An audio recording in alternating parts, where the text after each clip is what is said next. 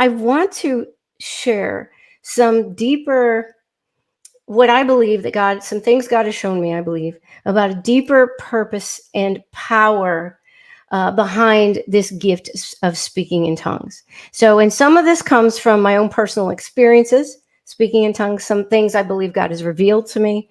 And then also, some of this is coming from my education. And now I don't mention this a lot because I feel like it's hard to talk about it without sounding braggy. And believe me, I'm not being braggy at all. I don't think I'm brilliant or anything, but I do have multiple degrees in language. I went to college for over a decade, and I've worked through and received multiple degrees, higher education, graduate level degrees. I have a master's degree in English literature. At the PhD level, I have studied rhetoric and composition. I have studied linguistics, and I've studied first and second language acquisition. And so what that is what happens in the brain when a child learns their first language, and then also what happens in the brain when an adult attempts to learn a second language or an additional language. So I only mention this because I want people to understand that I do have a background in these sorts of things, because speaking in tongues is a kind of language. It's all about language. And so because of my education, I feel like I have maybe a little bit different perspective than a lot of people would have. So that's the only reason I bring that up. So we think a lot of people miss the miracle of language because we learn how to speak our native language when we are children. And most of us don't remember the process of learning how to speak our first language.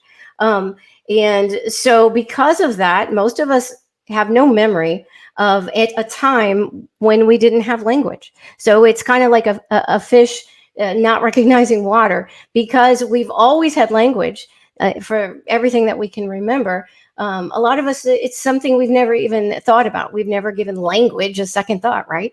But I'm a geek like that, and I really love languages. So it's something I've spent a lot of time thinking about. But the fact is that language itself is very miraculous, especially first language acquisition. So think about this. The fact that a child, usually between the ages of 1 and 2, learns an entire language, whatever their native language is. They don't have to take any kind of classes. Nobody teaches them how to speak this language. It's simply absorbed by their little brains, simply because they are surrounded by it. They're hearing it, whatever language their parents speak and use to speak to them, and they're surrounded by. And the fact that they do this without ever taking any kind of class, and they not only learn this language, they learn how to communicate. They learn how to use grammatical rules correctly. They learn how to conjugate verbs. They learn all of these things without ever being taught. And it's quite miraculous. In fact, if a child grows up in a multilingual household where they speak more than one language, then they will learn all the languages that are spoken in that house. A second language, a third language, up to 4 or 5 languages, as long as is spoken enough around them and they are exposed to it enough, they will learn all of those languages simultaneously as a child without ever taking any class. Nobody has to teach them that. They'll also have the ability to code switch and know which language is what.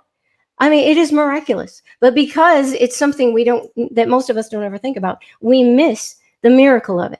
So if you've ever had the experience of trying to learn a second language as an adult, like in high school or college or something like that, then you probably have had this experience of seeing how difficult it is as an adult to try to learn another language. So I have taken years and years of Spanish, and I've taken years and years of Japanese. But after all those years of study, can I speak either of those languages fluently? Oh, no, not by a long shot. I can barely speak either of those languages at all because I haven't been surrounded by, I haven't practiced.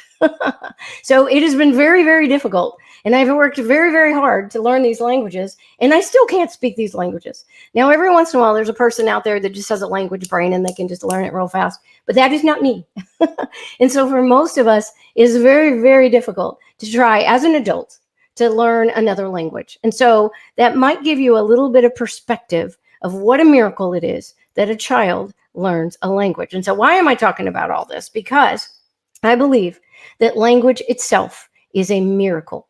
It is a miracle from God that God has given to us. Now, evolutionists will argue that the languages we speak have evolved over time, and they started off as grunts and noises and then evolved into our languages. But if you believe, like I do, that the Bible is true, I don't believe that theory of evolution. I believe that God created us and gave us language. So when he created Adam and Eve, he could communicate with them via language.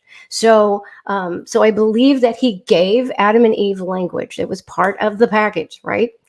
And then in the story of the Tower of Babel in Genesis 11, at the beginning of the story, everybody in the whole world spoke the same language. And then God struck them, and so that they all spoke in different languages. And I believe that story as well. And if you know anything about different languages and the different language families, like the two languages I studied were Japanese and Spanish. Those two languages are so different from each other. They're completely different language families. So I do not believe that there's any way that all of those crazy different languages and language families could have all evolved from human beings. I believe now language does evolve and change over time, but I believe that God started the process and he gave people languages.